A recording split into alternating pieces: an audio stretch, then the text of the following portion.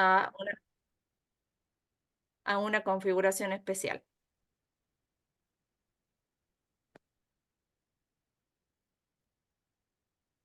Este es el resultado de la disposición 1, de la disposición 2 y de la disposición 3, en donde a veces tienen que añadir algún elemento soporte o algún elemento extra a la configuración, justamente para que no aparezcan elementos flotando, partes del edificio que se caen o que no se sostienen. Esos elementos tienen que ser muy pocos, muy puntuales y solamente en los casos que sea necesario, ¿sí?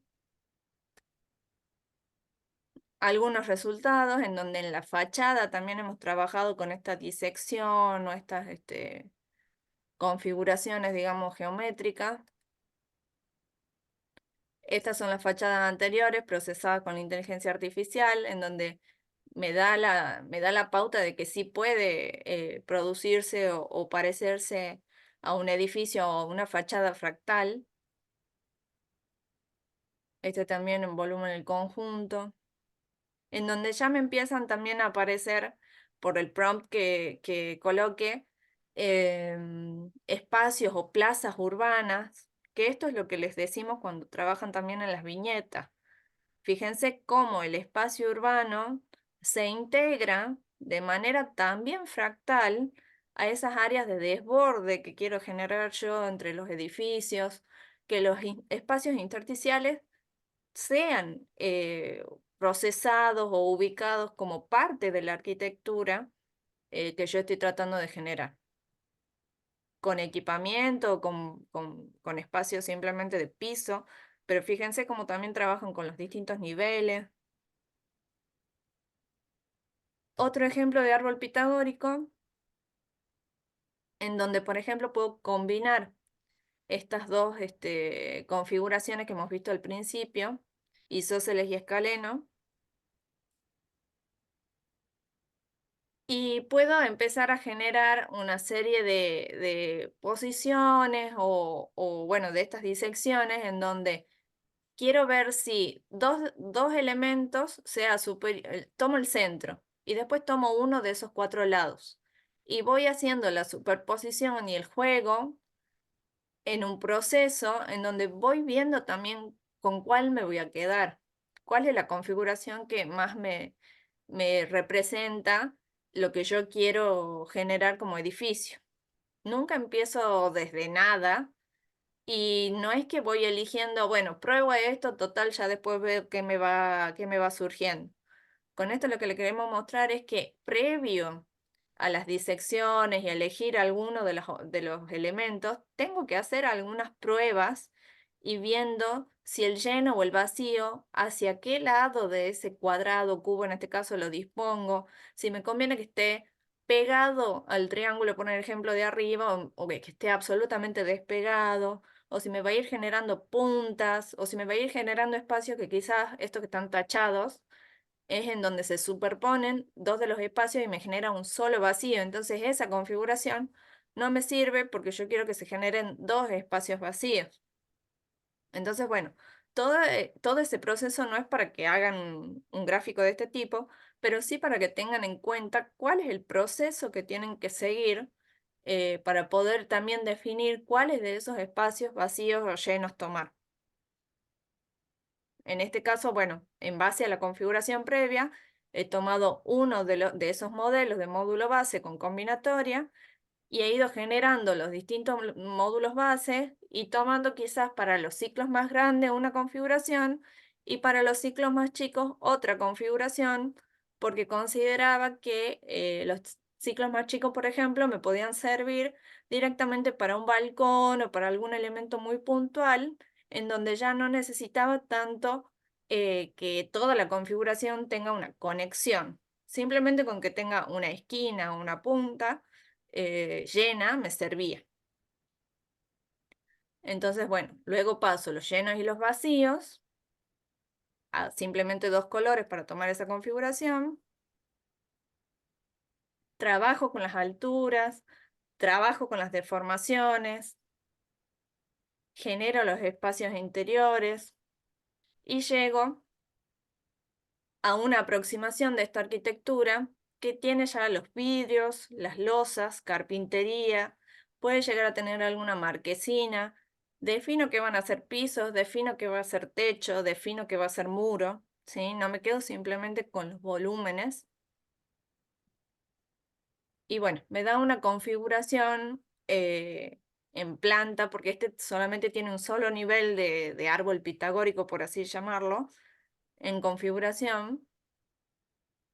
Y que cuando yo veo un extremo del edificio tiene una escala y si me voy hacia el otro extremo es el mismo módulo, pero variado en esa escala. Entonces me puedo ir imaginando que pueden pasar distintas actividades dentro de ese lugar y simplemente he trabajado con uno, dos o tres módulos.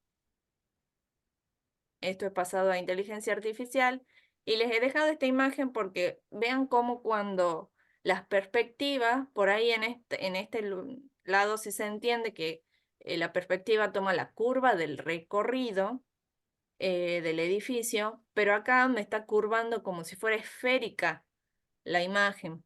Entonces, bueno, hay que tener mucho cuidado desde dónde se toman también las imágenes para procesarlas, para que no se deformen y se deje de entender lo que yo quiera representar. Este sería el trabajo práctico, que en realidad no vamos a trabajar, que es el trabajo práctico de árbol pitagórico, solo para mostrarles los resultados de esto, del espacio del terreno, cómo está usado el terreno, el espacio central, los intersticios. Puedo imaginarme que hay distintos tipos de actividades, un sector más comercial, un sector más de oficinas, un sector más de vivienda, algunos lugares con balcones. Puedo imaginarme también que las distintas orientaciones también me permiten cubrir mejor con ciertos, digamos, losas o salientes o balcones o marquesinas.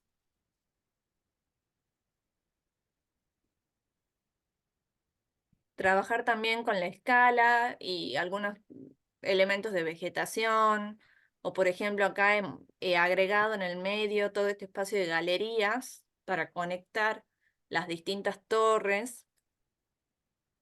La escala humana es importante. Estos serían los modulitos que he ido usando. Y bueno, todo el proceso que se ha ido desarrollando para, bueno, para llegar a ese resultado. Pero vean que es simplemente también tomar el módulo base en Rhino, distribuirlo como ese árbol pitagórico y pasar la serie de disecciones o de alturas para proponer este elemento. La primera propuesta era una masa que no me terminaba de gustar porque era eh, muy figurativo respecto de la primera distribución. Entonces, ¿con qué se empieza a trabajar? Se empieza a trabajar con esto de las rotaciones, las traslaciones, colocar un elemento hacia el norte, otro hacia el sur, verificar cómo puedo yo reubicar esos elementos, ¿sí? No tienen que quedarse con la superposición de un elemento sobre otro y repetirlo hasta el infinito. Una vez que tienen la base, pueden empezar a jugar con esa configuración de módulos, teniendo un orden, teniendo un criterio, ¿sí? En este caso es uno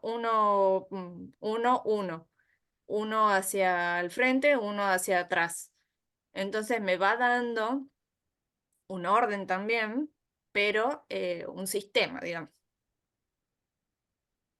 Se le añade las configuraciones de detalles y bueno, se llega a algunos resultados. Con inteligencia artificial, pasándolos por inteligencia artificial, se llega a una arquitectura un poco más desarrollada, en donde ya, bueno, empezamos a trabajar con esto de los espacios verdes, los intersticios, y me permite generar o visualizar y verificar sobre todo esta morfología que hemos estado trabajando. Algunos ejemplos de las distintas vistas y los distintos materiales que les podemos ir poniendo según los prompts, como ya hemos ido trabajando. Y cómo por ahí, por ejemplo, esta imagen. Esta es la primera imagen base y cuando les pasan por inteligencia artificial, nos da este resultado. Pero quizás este resultado todavía no nos convence porque todavía hay elementos muy planos o le falta brillo. Entonces a esta imagen la vuelvo a pasar por la inteligencia artificial y empieza a mejorar, ¿sí? La imagen.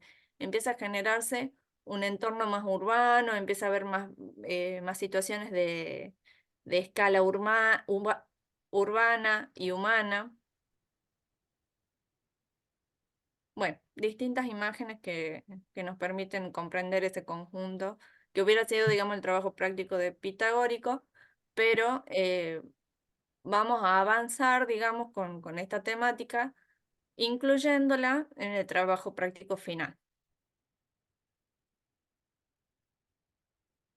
En este caso, lo que les quería mostrar con esto también es sobre las inteligencias artificiales, que a un mismo volumen, cuando lo pasan por CREA, por ejemplo, o por Luxia, cuando mueven el slider de hasta dónde la inteligencia artificial le va a hacer, digámosle así, caso a la imagen base, sobre una misma propuesta, nos puede generar este tipo de cosas, en donde ya no tiene nada que ver con la imagen base, pero sin embargo, puedo llegar a visualizar distintas escalas, puedo ver balcones, puedo ver entrantes, salientes, sombras e incluso colores que me pueden dar algunas definiciones sin necesidad de remodelar o rediagramar todo el trabajo. Y me puede generar algunas ideas para luego sí, manualmente, modificar el trabajo en Rhino.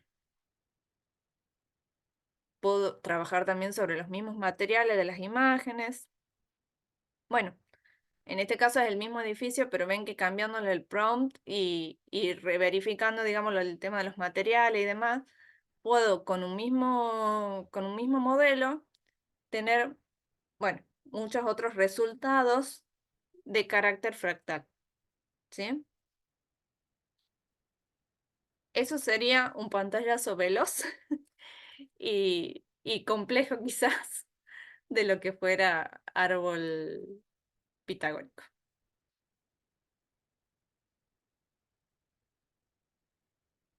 ¿Alguna duda?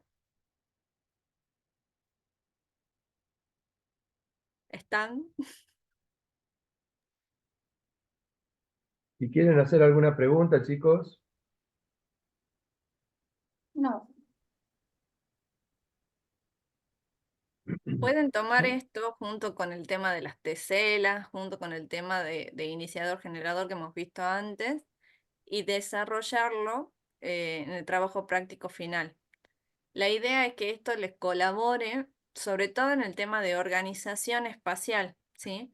Porque hemos visto que quizás les dificulta tomar digámosle así, el lienzo en blanco del terreno y distribuir o ubicar una secuencia. Entonces, por lo menos que algunas de estas imágenes o de estas configuraciones geométricas les colabore en la disposición espacial o les dé nuevas ideas para las configuraciones de los edificios a proponer. En las imágenes que ha mostrado Vicky, sobre todo las imágenes del conjunto, se puede ver que el tema de la fractalidad está presente no solo en la masa construida, no solo en dos dimensiones, en la planta, sino también en las diferentes alturas y además de la masa construida, también en los espacios. Cuando uno busca generar espacios fractales y masa construida fractal, se da una serie de configuraciones que tienen que ver con poder mirar el cielo desde cualquier rincón del conjunto, tener distintas escalas en los espacios, tanto en 2D como en 3D, y eso hace a una vivencia de esa arquitectura que tiene otro carácter distinto al edificio macizo, recto. Entonces, lo que buscamos es que traten de aplicar los principios fractales con cualquier sistema que quieran aplicar, sean las teselas en árbol pitagórico, sea con las teselas autorreplicativas. Hay temas que no lo hemos llegado a dar, como esponja de Menger, cubo de Cardano. Ustedes, si usan, por ejemplo, ChatGPT, pueden indagar en qué otro tipo de sistemas puede haber para fractalizar. eh, Podrían trabajar, por ejemplo, mezclando sistemas, ¿no? Entonces, traten de que para el trabajo final, que es lo que va a venir, el próximo trabajo práctico va a ser ya el trabajo final, y van a disponer a partir de hoy más o menos 3 semanas para la entrega, pueden ir trabajando con los prácticos anteriores, intercalando conceptos y tratar de armar un conjunto semejante al que acaba de mostrar Vic. Si tienen dudas sobre la parte de arquitectura, hagan las preguntas ahora. O también si tienen dudas sobre el manejo de Rhino, o si tienen dudas sobre el manejo de las teselas autorreplicativas, o sea, de todos los temas. ¿Hay alguna duda?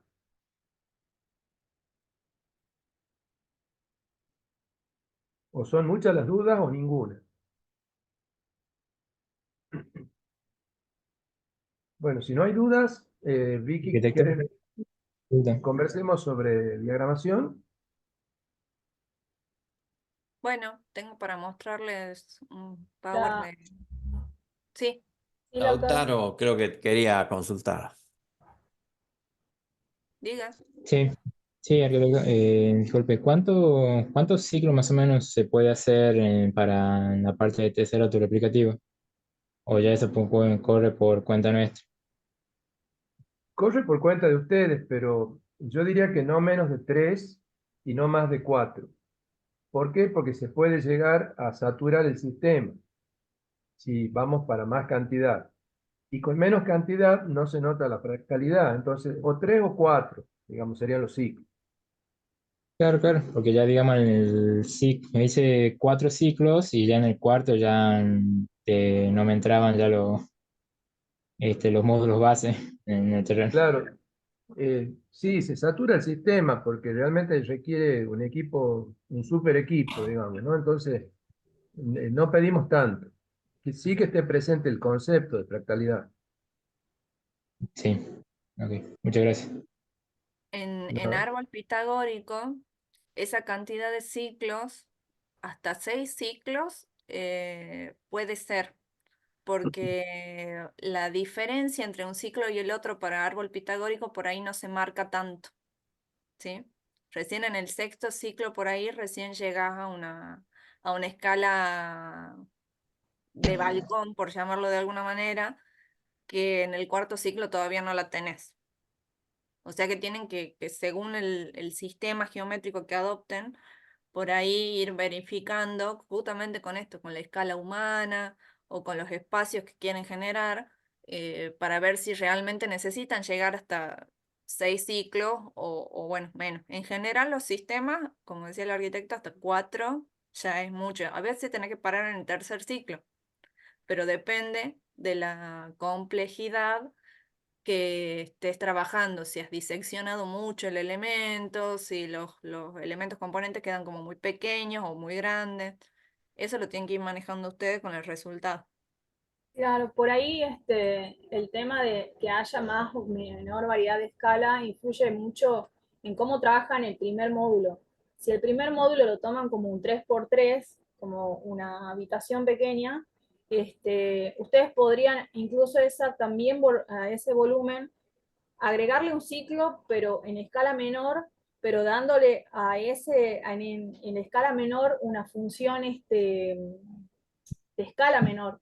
Por ejemplo, haciendo un balcón de 1x1 y haciendo esas modificaciones, digamos, o ventanas, ya sea sustracciones booleanas o adiciones, entonces ya la envolvente no queda como una piel lisa, digamos, donde le van a aplicar texturas, sino que también pueden jugar con volumetría con pequeñas modificaciones arquitectónicas. Y la También idea depende del diseño, el diseño que le apliquen al cubo. A medida que se le va incorporando mayor cantidad de polígonos o puntos, o vértices, como quieran llamarle, va aumentando la cantidad de tamaño del archivo. Y por lo tanto, cuando uno quiere fractalizar, eso se va multiplicando. Entonces, también en realidad depende mucho de eso, de la cantidad de polígonos que van incorporando a medida que van haciendo perforaciones, operaciones booleanas, agregando, bueno, detalles al cubo.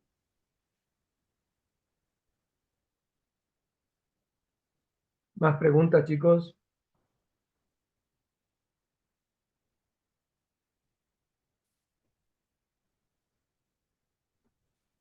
Vamos con diagramación entonces. Bueno, veamos un pantallazo general de diagramación para que las láminas del trabajo práctico 4 y final sean espectaculares.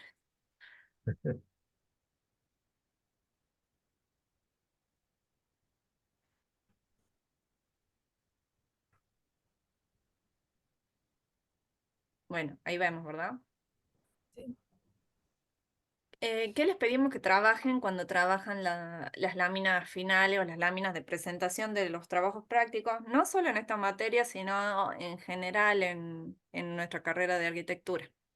Que trabajen con la infografía. Entonces, ¿de qué hablamos cuando hablamos de infografía? ¿Qué es la infografía? La infografía es una representación visual de datos o información. ¿Y para qué se utiliza la infografía? La infografía se utiliza para presentar la información de manera clara y concisa. La infografía pueden ser números, textos, gráficos o imágenes. En el ciclo digamos, esperen que me tapan las barritas estas.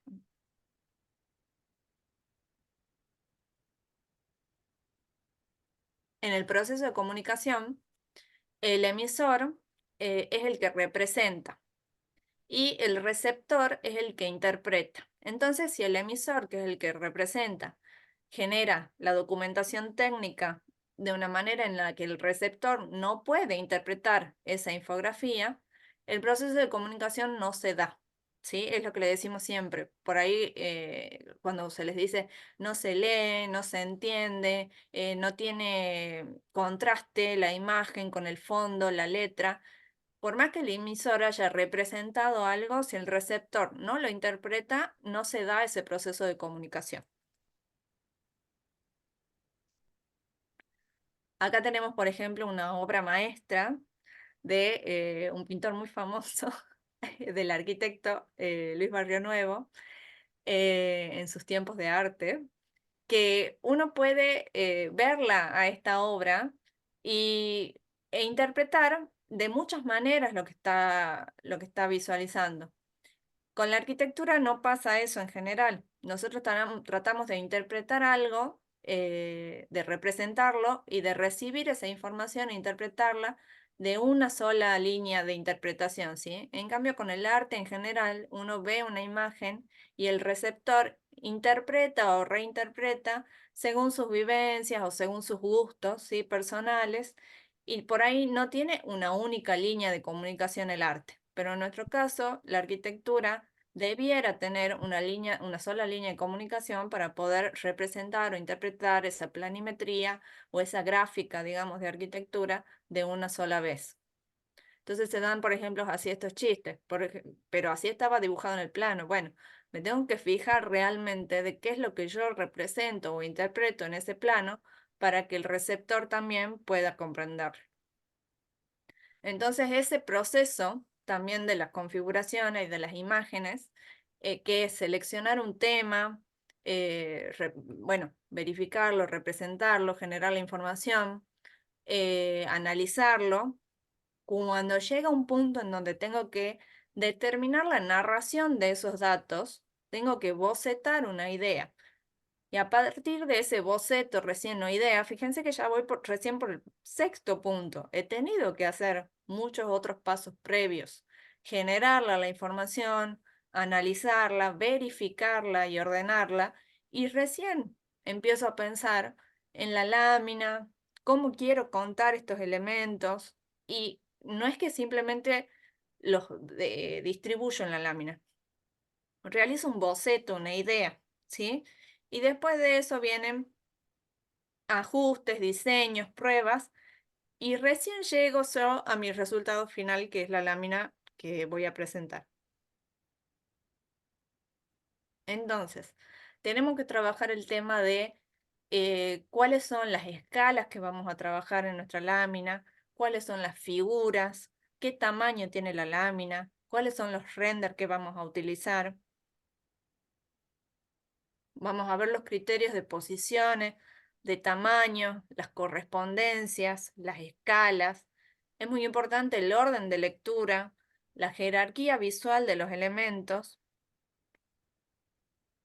Y recién llegamos a este boceto o idea principal, que en este caso es una plantilla cualquiera, digamos, de una lámina, en donde primero coloco los elementos, pienso qué espacio me va a ocupar en la lámina, en qué escala los voy a poner a esos elementos, dónde va a ir el rótulo, dónde van a estar las planimetrías, por ejemplo, porque los sectores en blanco van a ser más la parte de arquitectura y los sectores que están en negro van a resaltar más las imágenes. Entonces, ¿cuál es el peso compositivo de la lámina? Que para el trabajo práctico final, más o menos lo vamos a orientar con la cantidad de elementos, pero ustedes tienen que pensar cuál va a ser ese trabajo o peso compositivo, ¿sí? Entonces, bueno, cuando colocan los elementos, verifican que bueno, tiene una distribución, una lectura, una correspondencia, que por ejemplo las láminas de los concursos, ¿sí? Tienen un sentido de unidad, tienen fondos claros, algunas trabajan con fondos oscuros, pero tienen tamaños de textos adecuados, tienen una narración. Voy contando desde los inicios, ¿sí? El módulo base que he utilizado hasta el resultado final, que es el render.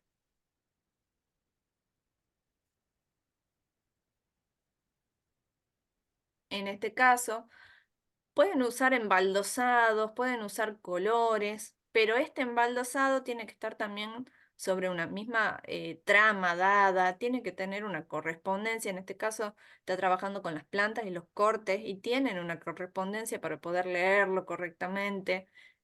Tiene un render en particular que es el principal, que tiene el peso compositivo en la parte superior y después tiene detalles particulares en la parte inferior. O bien toma un sector de la lámina y lo integra ¿sí?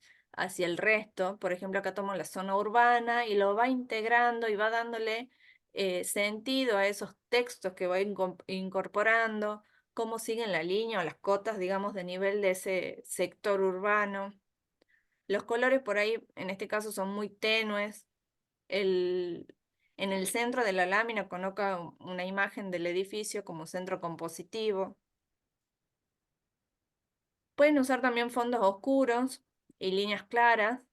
En este caso utiliza también imágenes nocturnas, en donde el sentido de esa imagen nocturna claramente es darle o sentido o mayor referencia a que justamente este espacio es un espacio en subsuelo, entonces está enterrado y lo que importa es esa escalinata que baja y no tanto el contexto. O bien al revés, la escalinata que baja, en este caso en el mismo sentido de la plaza, no es tan importante como toda la estructura de envolvente de ese espacio y la sensación de espacialidad que está dando. Entonces en la descripción también lo acompaña con texto y vean cómo en pequeños espacios, porque las láminas finales nuestras les van a pedir el proceso de construcción o en el sentido de los ciclos y lo que le venimos pidiendo. Vean el tamaño de los gráficos, ¿sí? Y hacen referencias con líneas, puntos, muy puntuales. O bien la utilización no solo del blanco y negro, sino del color. Y el color incorporado, ya sea a las imágenes como render, o bien incorporado y sobreescrito sobre las imágenes de la planta. En este caso, lo que querían resaltar era la circulación, tanto vertical como en planta, en frentes y en fachadas, digamos, y en plantas. Entonces marca las escaleras, marca los pasillos, marca las fachadas, con esos colores para resaltar las configuraciones. Y algo muy importante que tenemos que tener en cuenta también cuando hagamos las imágenes es que si el render no es bueno, la infografía no va a ser buena. Entonces tenemos que trabajar mucho en las imágenes, en las calidades de las imágenes. Vean la capacidad digamos, de síntesis que tiene esta lámina. Con media lámina utiliza solamente una imagen. Es verdad que esa imagen es muy detallada, es abarrotada, que no tiene un nivel de sencillez, digamos, de resolución la imagen, pero la composición de la lámina es simple. Tiene una imagen arriba, un título arriba, y abajo la definición de los espacios que he utilizado y 3 render más. Entonces no tiene una gran cantidad de información, sino que esa información está bien elegida, ¿sí? Esto como imágenes en general extraídas de internet. Pero veamos algunas imágenes de los trabajos de fractal, ¿sí? Que es lo que les vamos a pedir en general. Sobre estas imágenes hay muchas cosas para decir. No todo está bien, no todo está mal, pero simplemente vean que quizás esto cuando les hacemos algunas referencias o algunas críticas. Por ejemplo, la imagen de la izquierda. En ese embaldosado de imágenes no lleva a distinguir en dónde empieza y en dónde termina una, o la repetición de la información entre imágenes. Por poner una cantidad de render, en realidad no estoy haciendo referencia a lo que realmente quiero mostrar y se empieza a confundir el conjunto con la imagen principal que yo quería resaltar. En el caso de la izquierda, en el caso de la derecha, perdón, tiene mucho peso el proceso de diseño y los gráficos, casi ocupa media lámina o más. Y quizás eso hubiera estado en una secuencia muy pequeña de la lámina y tenido más importancia alguna de las imágenes de abajo para poder entender mejor este proceso y este conjunto dado. Empiezan a trabajar también con algunas líneas en la composición, pero fíjense también en los tamaños de los textos. Edificios en conjunto, dice la lámina, y es todo lo que se lee. El resto de los textos son muy chicos. No se entiende muy bien la descripción. Bueno, las imágenes también un poco se pierden. Hay imágenes muy oscuras que quizás si van a estar tan oscuras y no me van a estar dando información, quizás restan calidad a la lámina en lugar de sumarle información. Y cuando elijan alguna imagen, por ejemplo esto de la derecha, quizás no es la mejor fachada del edificio, justamente porque es la fachada más plana, la fachada menos fractal, la perspectiva no está bien tomada o no me colabora, que quizás algunas de esas imágenes nocturnas que están muy chiquitas hubieran sido mejores o más representativas del conjunto dado. Bueno, otros ejemplos de donde la cantidad de información, estas dos láminas, son parecidas en el sentido que también le hacen mucha referencia al desarrollo compositivo y queda muy desvirtuado por ahí el resultado final como edificio, justamente por la repetición y la no selección de una o dos o tres imágenes más representativos de todo el conjunto. El trabajo de los fondos en estas, bueno, se entiende bastante bien el recorrido o el concepto de esos módulos fractales sobre los que quería trabajar. Las viñetas están trabajadas con puntos, referencias, algunas están en blanco y negro y resaltado con rojo, por ejemplo, lo que sí quiero marcar sobre las alturas o sobre las configuraciones, ¿sí? Entonces eso sí hay que rescatar y tener en cuenta de cómo muestro yo esa información y cómo la lee las personas que están tratando de entender lo que yo he realizado. Bueno, otros trabajos en donde también el uso del color, ¿sí? Puede llamar más o menos la atención o perderse también digámosle, el trabajo de la fachada cuando quizás utilizo un solo color y no voy trabajando más o menos sobre los materiales, ¿sí? Porque, por ejemplo, la lámina de la izquierda tiene muchos bloques donde claramente yo puedo distinguir el rojo, el verde, el azul, el naranja con las distintas escalas fractales, por los colores probablemente, pero sobre el resultado del edificio empiezan a ser como fachadas más planas en donde ya he perdido esa escala fractal y quizás también por los colores, el uso de los materiales, no se distingue tanto esto y quizás tampoco sea la mejor vista del edificio, por ejemplo. Bueno, distintas formas de mostrar con alguna búsqueda en esa diagramación, por ejemplo, poner 1, 2, 3, 4, 5, pero quizás eso llama mucho la atención y las imágenes que he elegido, quizás con una o dos imágenes sobre ese conjunto, hubiera ya comprendido el esquema y el proceso, y no con tanta información gráfica que en realidad no aporta cosas novedosas, sino que es simplemente una repetición de la misma información.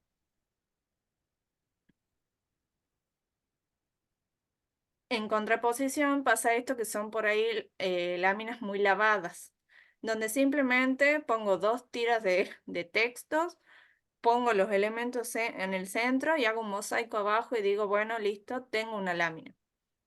Sí, es verdad, tengo una lámina, pero en ese proceso de construcción de la narración, la lámina no le aporta a mi proceso de relato de presentación del elemento arquitectónico. Bueno, algunos otros ejemplos en donde, bueno, esto de tener cuidado con la perspectiva, las deformaciones. Si utilizo mosaicos, fijarme que los fondos de esos dibujos, de esos mosaicos, sean en general recortados o coincidentes, ¿sí? Que no sea uno más grande, uno más chico, que estén organizados.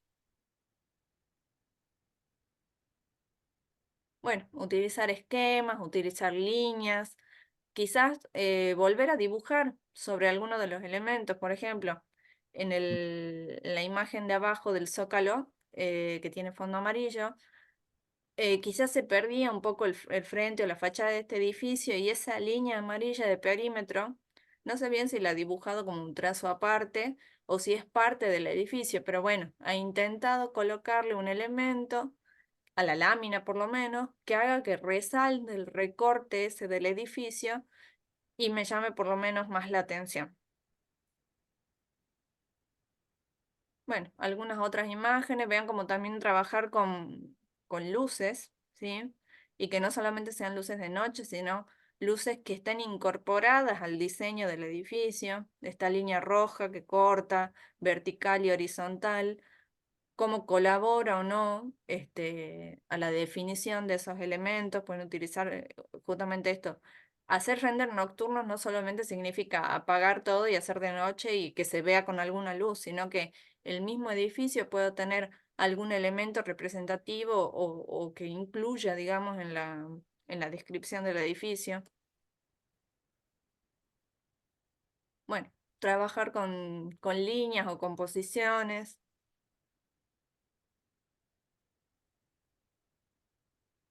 Cómo trabajar la figura fondo también, en el caso de los fondos oscuros, cómo recortar las imágenes o hacer imágenes de fondo transparente, nos pueden ayudar a colocarlo sobre la lámina de una manera más orgánica o ordenada, y cómo incluso colocar fondos que tengan que ver con algún pixelado, pero ese pixelado tiene que ser como tenue o muy de fondo para que no cuente tanto como fondo el pixelado, sino las imágenes que yo coloque sobre ese fondo.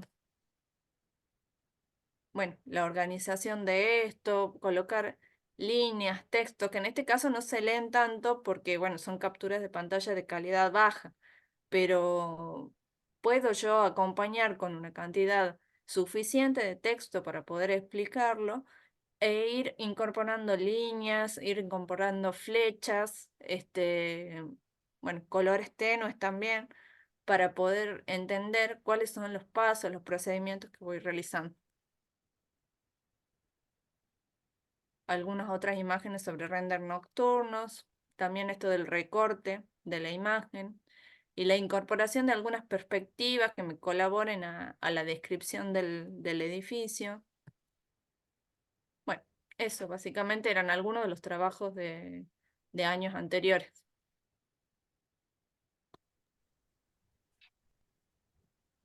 ¿Alguna duda? ¿Consulta?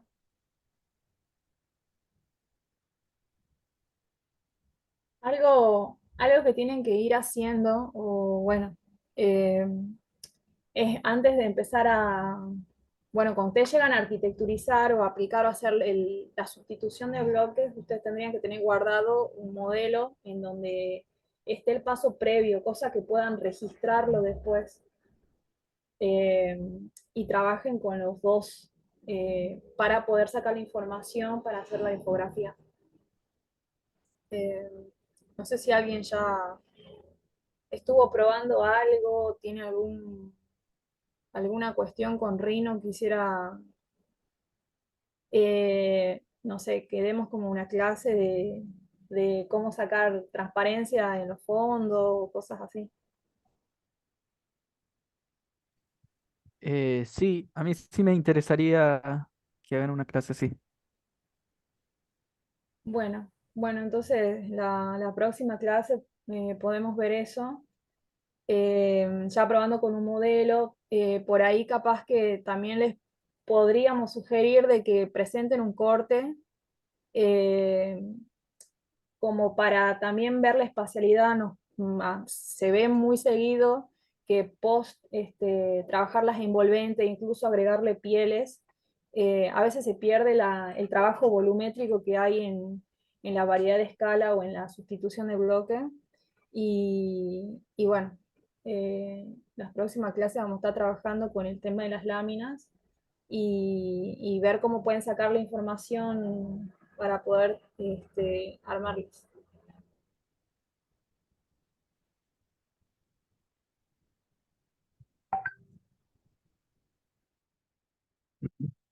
¿Más Ok, preguntas, chicos? profe.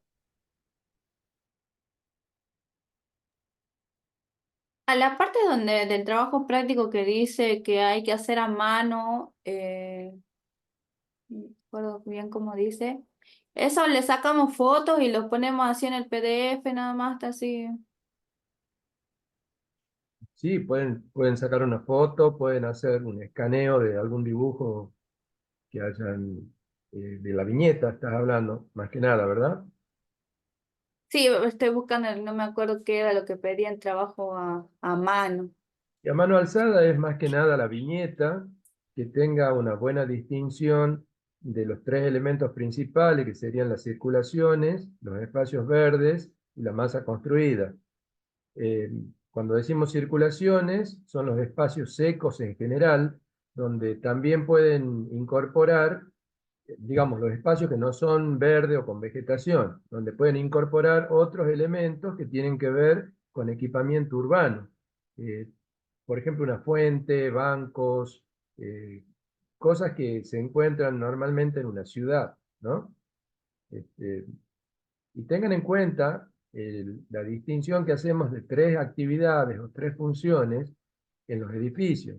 Hablábamos de una función o una actividad comercial, que sería en planta baja, una actividad como oficinas, que podría estar en los primeros niveles de los edificios, en los basamentos en general, y el fuste o los fustes de los edificios más altos serían, por ejemplo, viviendas. Esas tres actividades, esas tres funciones, se tienen que ver reflejadas en el tipo de fractalidad que ofrece esa envolvente, ¿no? Entonces, por ejemplo, la parte comercial normalmente tiene vidrieras, entonces es más vidriada, tiene una cierta caracterización de que puede ser, por ejemplo, un paseo. Va paseando a alguien y viendo vidrieras, entonces, en el supuesto caso que estuviera lloviendo, debiera, o hiciera mucho calor, debieran o estar protegidos de la lluvia o estar protegidos del sol, de transitar a la sombra. Entonces eso nos lleva a pensar que en el paseo comercial puede ir acompañado por una galería o algún espacio tipo umbráculo en donde uno va transitando, viendo vidrieras, pero está protegido.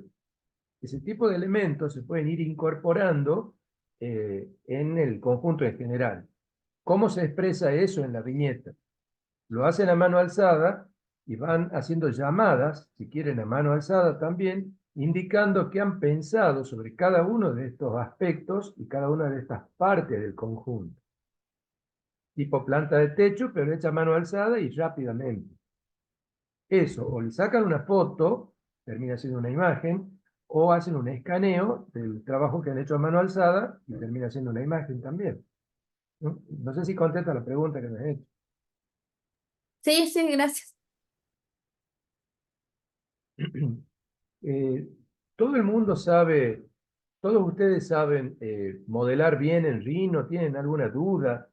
Este, o tienen dudas sobre el procedimiento de teselas autorreplicativas. Estamos acá justamente para que si tienen dudas podamos indicarles cómo les conviene desarrollar las cosas, ¿no? ¿Y en Por cuántos acá yo tengo ciclos una hay que consulta. hacer? ¿En cuántos ciclos tenemos que hacer las teselas autorreplicativas? Y decíamos 3 o 4.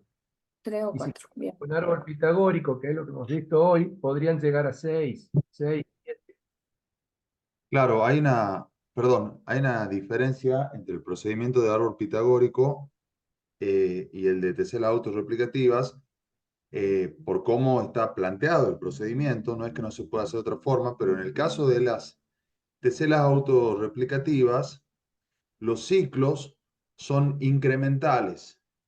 Entonces, ustedes van a partir de ya tener definida una célula básica, un módulo básico que va a ser el tamaño menor que van a trabajar.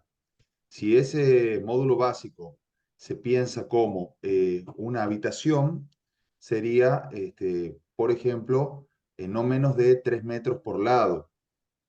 Entonces, la cantidad de ciclos, si ustedes, va a depender del tamaño máximo que tenga el ambiente, la función máxima que ustedes deseen hacer. Por ejemplo, no sé si el conjunto contempla alguna especie de auditorio o algún gran hall de una parte comercial que puede ser equipado por dentro, podría ser la escala máxima.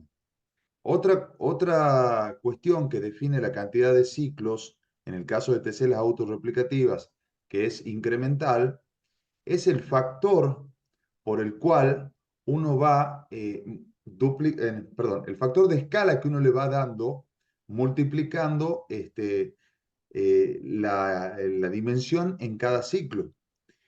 En el procedimiento que está explicado, el factor de escala es 2. O sea, ustedes entre cada ciclo, cuando van armando ese sistema fractalizador, que nosotros le decimos la maquinita, entre ciclo y ciclo van a ir duplicando la escala. Si el factor de escala que ustedes usaran entre ciclo y ciclo fuese menor, tal vez les permitiría hacer un ciclo más y no llegar a una escala tan grande. O sea, digamos, ustedes deberían más o menos predefinir cuál es su módulo mayor y su módulo menor. Entonces, con el factor de escala de 2, que es el que se enseñó, tenemos que entre 3 y 4 ciclos alcanzamos la escala mayor que podría admitir el conjunto. Si ustedes usaran otro factor de escala en la creación del sistema fractalizador, si fuese menor a 2, tal vez podría admitir un ciclo más. Si fuese mayor a 2, seguramente un ciclo o varios ciclos menos. Por la escala del conjunto, por la escala del terreno, sabemos que utilizando un factor de escala de 2, vamos a lograr el ambiente de mayor tamaño en 3 o 4 ciclos iterativos. Perdón, no sé si me enredé un poco cuando estaba tratando de explicarlo, pero quería como decirles que no es una sola, o sea, hay otros parámetros que intervienen en ese caso. Interviene esto, el factor de escala, y que está ligado a la función y está ligado también a la dimensión del terreno. Por eso el factor de escala sugerido es 2, pero ustedes podrían probar otro.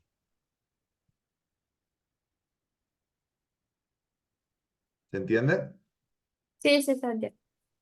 En Bueno, relación con lo que decía Martín, en el caso de pitagórico, va descendiendo el tamaño de la escala del ciclo. Entonces eso, yo les decía que en pitagórico, cuando recién llegaban a un ciclo 6, además no va de un factor 1 en 1, es menor el factor a 1 completo. Entonces, en pitagórico, siempre, en cualquiera de, de los cambios de ciclo, tienen que tener en claro desde qué elemento iniciarían y hacia qué elemento se dirigen, digamos.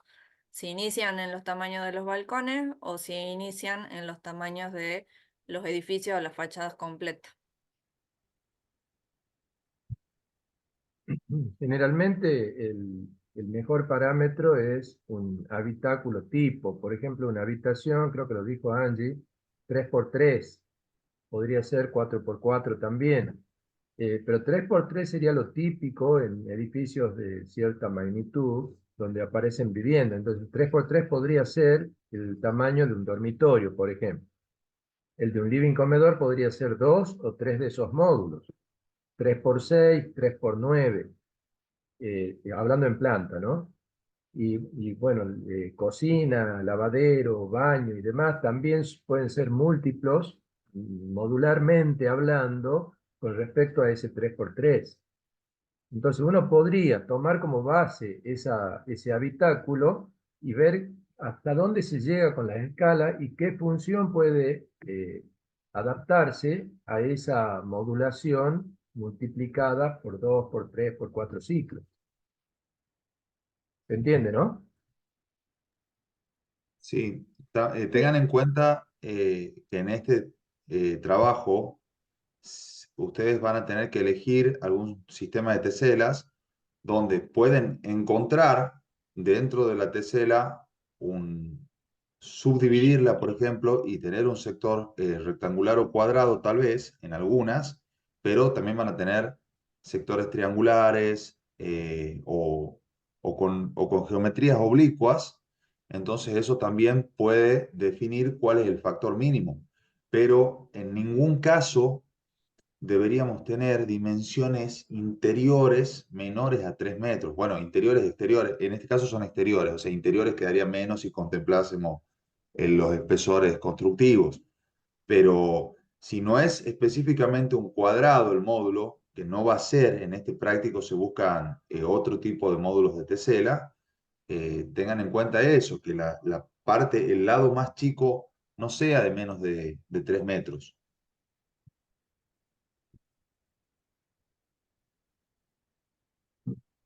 Están desarrollando, ¿verdad?, el trabajo práctico 4 que se entrega el martes próximo. ¿Alguien quiere hacer alguna consulta o mostrar la evolución?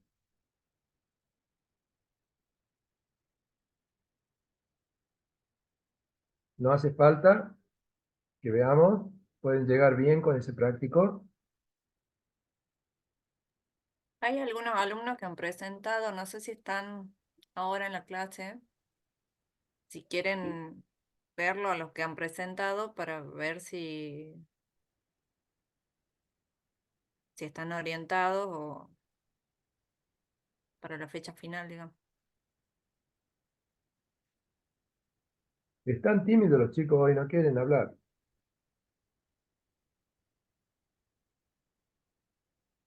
Bueno, si termina Alguien la clase, preguntaba sobre el tema transparencia en Rhino.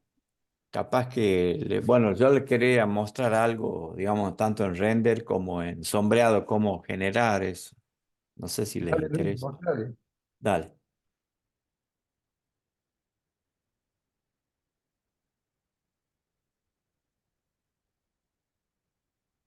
¿Se ve? ¿Sí? Sí, Bien. Bueno, este es Rhino 7, ¿no? Para que tengan idea de dónde estoy trabajando. Voy a maximizar, voy a trabajar simplemente con una caja, lo voy a hacer bien sencillo y rápido para que tengan idea. Estoy en modo sombreado. Puedo generar la imagen capturar desde acá directamente a un archivo.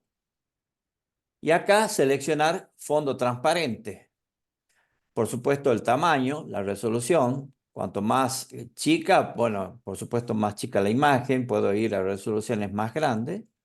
Y puedo generar fondo transparente acá. Y observen cómo se pone un cuadriculado acá en el fondo. No sé si se observa en Zoom. Acepto. Y acá voy a elegir el formato PNG, que es el que admite transparencia. Y ahí yo voy a guardar por ejemplo, acá voy a poner cubo 1,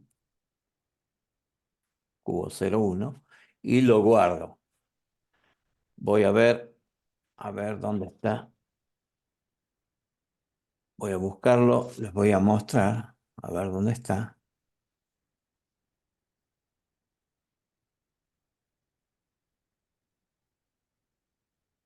Estaba por acá.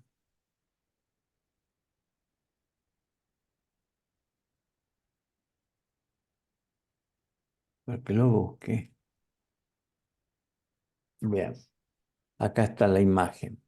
Voy a cancelar esto. Esta es la imagen. Sale color negro porque el fondo es transparente, ¿no? Si yo lo comparo, lo pueden ver acá. Eso cuando yo trabajo capturando, voy a cerrar esto, desde sombreado o ártico, también lo puedo generar acá, a la captura, cualquiera. Puedo ir a capturar en el archivo y generar de vuelta. Voy a guardar y voy a poner cubo 02. Distintos tipos de sombreado o sombreadores. Y a ver dónde está. Y acá está. Observen que es el mismo. Ahora, si yo quiero hacer el render, yo voy a tener que configurar el renderizador que me genere, fondo transparente. Y voy a renderizar. Voy a esperar y observen acá el cuadriculado de vuelta, aparece y está el objeto. Y está renderizado con el material por defecto que viene. Voy a guardar y lo voy a llamar, veamos, estaba acá, clases, veamos, estaba guardando creo acá, sí, acá está. Voy a poner cubo 03. Que este ya es usando renderizado, ¿no? Guardo y muestro y es este, el que generé mediante renderizado. Son las tres opciones que tienen. Por supuesto, en el renderizado ustedes le pueden incorporar material, transparencia, bueno, todo lo que tiene un renderizado, ¿no? Bien, eso es todo. Es simple. Eso que quede claro, digamos, si queda duda, me consultan ahora. Si no, dejo de compartir y seguimos. Cualquier consulta, después podemos mandar por mail, ¿verdad? Sí, sí. Bien. Dejo de compartir.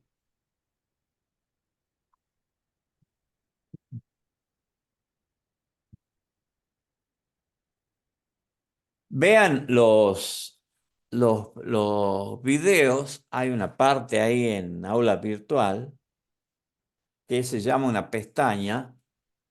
A ver cómo es que le hemos puesto. Modelado básico en rinoceros, que son 5 videos. Son 5, creo, sí, son 5 videos a partir de un cubito de 3×3, cómo uno va incorporando detalles, hasta llegar a un resultado más o menos aceptable. Por supuesto, es básico esto, ¿no? Tanto el diseño como el detalle, ¿no? A que llega.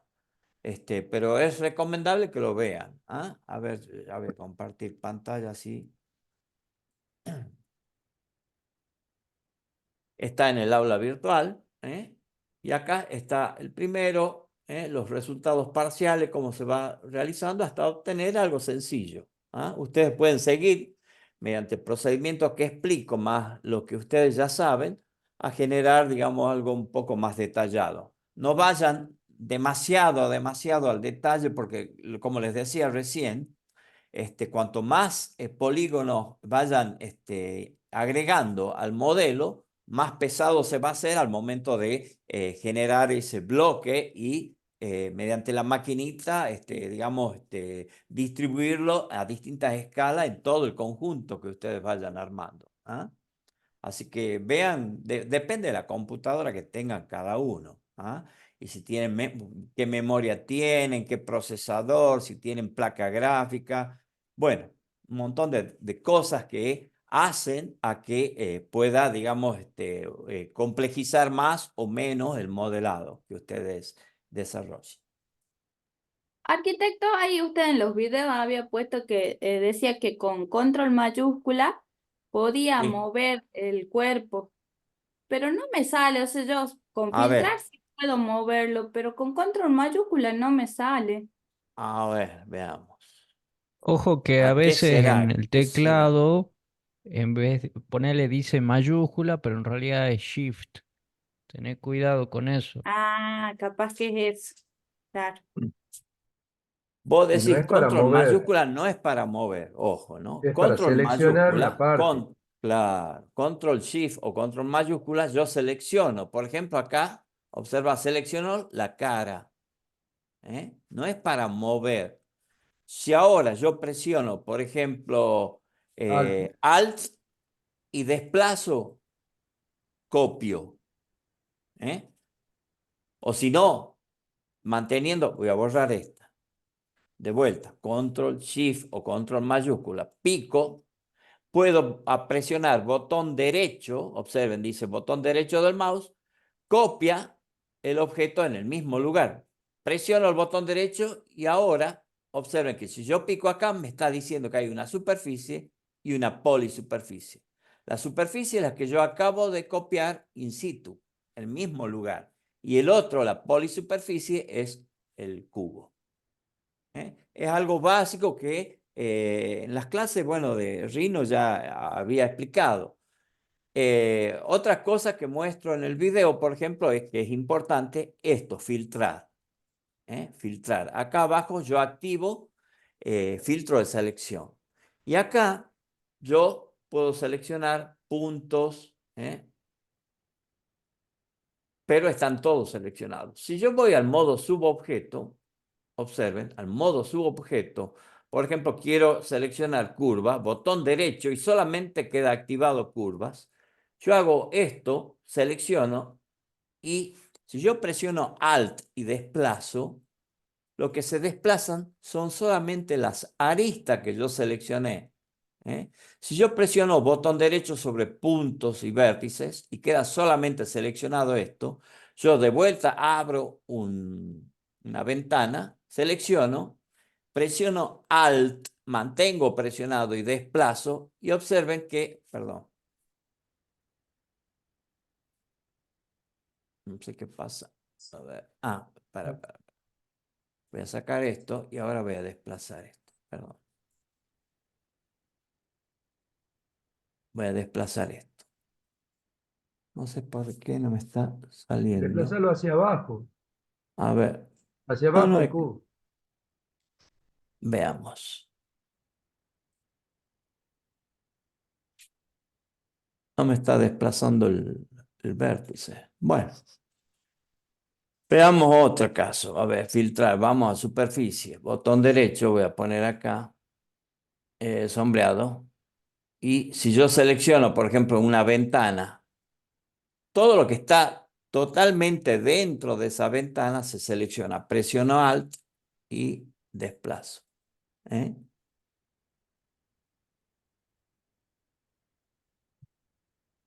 Más o menos entienden cómo es, ¿no? Es Claro, muy mi simple. problema era con el control mayúscula, es control shift. Bien. Claro, siempre que esté acá activado subobjeto. Ahora, si yo abro, observen, abro en este sentido, observen que se está abriendo en línea de trazo. Observen, línea de trazo. Todo lo que toca se selecciona. Y si yo ahora presiono Alt y desplazo, se ha seleccionado esto, esto y esto, porque toqué Observen, de acá se seleccionó tanto lo de abajo como las dos caras estas, porque toqué a las tres caras. Pero si yo abro en este sentido, si yo no selecciono totalmente la entidad, una superficie, no se selecciona. Solamente se selecciona cuando está, observen, totalmente adentro de la ventana. Observen, acá se va a seleccionar esta. Si yo acá, por ejemplo, quiero seleccionar esta, por más que la toque, no. En este sentido, sí. Si yo quiero seleccionar con ventana, tiene que estar totalmente, bueno, acá es superficie. Ahí está. No sé, esta, capaz que está seleccionando. No sé por qué no me selecciona. Bueno, acá, en modo subobjeto. Lo que pasa es que esta no es subobjeto. A eso se refiere. Esta sí. Acá, fíjense, esta sí es subobjeto. Bien. Acá observen que yo para ver qué es lo que es, me vengo acá y acá me dice polisuperficie abierta. Esta es polisuperficie abierta. Esta es una superficie. Esta es un objeto complejo. Esta es un objeto simple, una superficie. Este es un objeto complejo, polisuperficie sólida cerrada. Esta es una curva abierta. Si yo voy a unir esto, por ejemplo, voy a unir, ahora me va a decir que es una curva cerrada. Es una sola entidad. Entonces yo tengo que tener en cuenta cuando pongo esto de seleccionar objetos complejos. Si yo quiero seleccionar el objeto simple, bueno, lo puedo seleccionar, pero acá no. Yo selecciono todo, si es que saco el modo filtrar y subobjeto.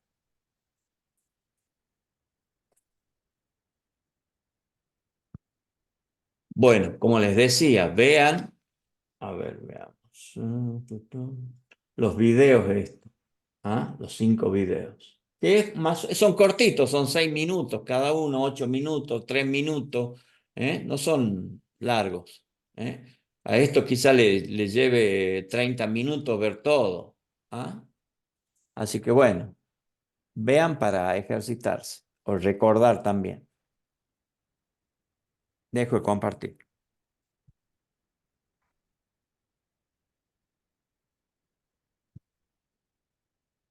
¿Alguien que quiera mostrar cómo lleva el trabajo? Que no han hecho nada todavía.